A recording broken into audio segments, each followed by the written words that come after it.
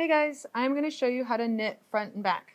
This is an increase method, and it's also sometimes called a bar increase, and that is because of these little horizontal bars that are created. You can see here on this swatch I've already started.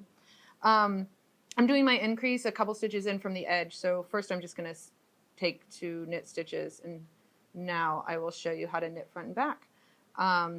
First, you knit into the front, just as you would normally. From front to back, pull your needle through. But before you let this drop off your needle, what you want to do is work into the stitch one more time, and that's where the increase comes from.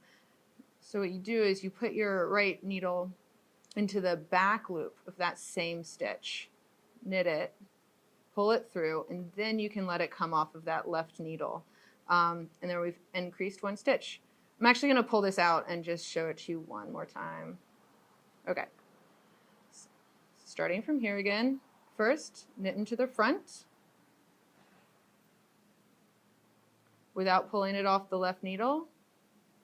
Knit into the back, pull it through, and then you can let it slide off, just like that. I've worked this along the right side of this swatch, but this type of increase can really be worked anywhere. I have another swatch here where I worked a few rows increasing right in the middle, and you can see again this little horizontal bar that comes off the left side of the increase.